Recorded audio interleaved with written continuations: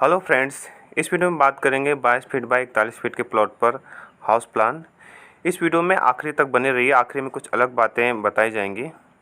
तो चलिए इस प्लान को देखते हैं। इस प्लान में सबसे पहले फ्रंट में आते हैं। तो ये फ्रंट में मेन गेट है। इस मेन गेट से एंट्री करते हैं तो यहाँ पर स्टेयर्स आता है। स्टेयर्स का साइज़ है 7 फीट बाय 15 फीट। ये पूरा स्टेयर केस हो जाता है।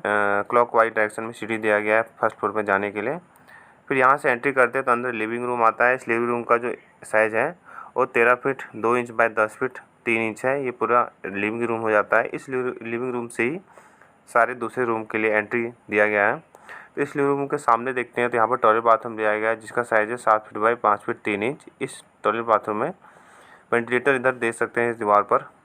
आगे देखें तो इस लिविंग रूम के इस तरफ से किचन दिया गया है, जिसका साइज़ है 8 फीट बाय 10 फीट। ये किचन में आता है, जिसमें ये एल शेप में यहाँ पर स्लैब आ जाएगा और यहाँ पर वेंटिलेशन के लिए विंडो आ जाएगा। इसके बाद आगे देखते हैं तो इस किचन के बगल में यहाँ पर एक पूजा रूम दिया गया है, जिसका साइज़ है 4 फीट 10 इंच बाय 10 फीट। ये पूरी लंबाई में पूजा रूम हो जाता है। और इसके सामने यहाँ पर ओपन रख सकते हैं और या आर्च बना सकते हैं। इसके बाद आगे चलते हैं। इस लिविंग रूम से आगे चलें तो ये बेडरूम फर्स्ट बेडरूम आ जाता है, जिसका साइज़ है 10 फीट बाय 13 फीट। इस बेडरूम में वेंटिलेशन जो है वो इस वॉशिंग एरिया की तरफ यहाँ पर विंडो दिया जा सकता है। और इस बेडरूम से पीछे वॉशिंग एरिया में जाने के लिए यहाँ पर एक दरवाज़ा दिया गया है। इस तरह से आगे देखें तो इस लिविंग रूम से सेकंड बेडरूम के लिए भी यहाँ पर डोर दिया गया है। ये सेकंड बेडरूम है, इसका साइज़ है 10 फीट 2 इंच बाय 13 फीट। इस सेकंड बेडरूम में वेंटिलेशन के लिए एक यहाँ विंडो दिया जा सकता है और वैसे भी पीछे वॉशिंग एरिया की तरफ भी यहाँ पर एक विंडो दिया जा सकता है। और लास्ट में बचता है पीछे भी ये वॉशिंग एरिया, जिसको हम वॉशिंग एरिया के लिए यूज़ कर सकते हैं और साथ में इसका बेनिफिट ओटीएस के लिए भी मिल जाता है। इस वॉशिंग एरिया का साइज़ है 10 फीट बाय 4 फीट। तो इस तरह से हाउस प्लान हो जाता है 22 फीट बाय 41 फीट के प्लॉट पर।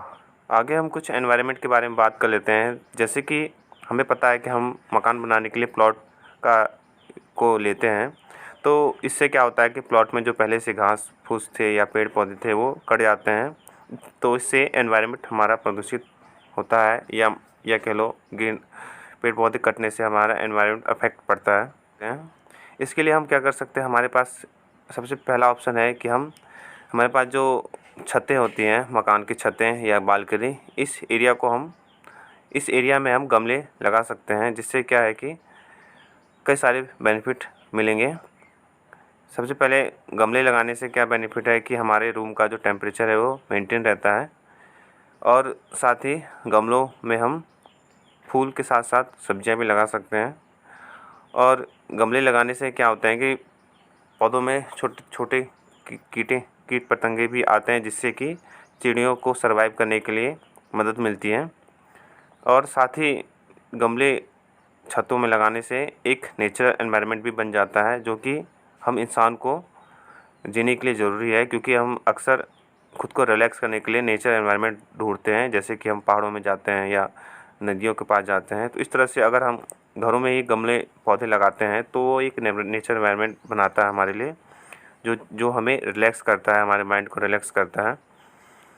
और साथ ही हम ऐसे भी लॉजिकली देखें तो जितने प्लॉट एरिया को हमने मकान बनाया है वो उस एरिया के एक बराबर कम से कम गमले में पौधे ज़रूर लगाएं।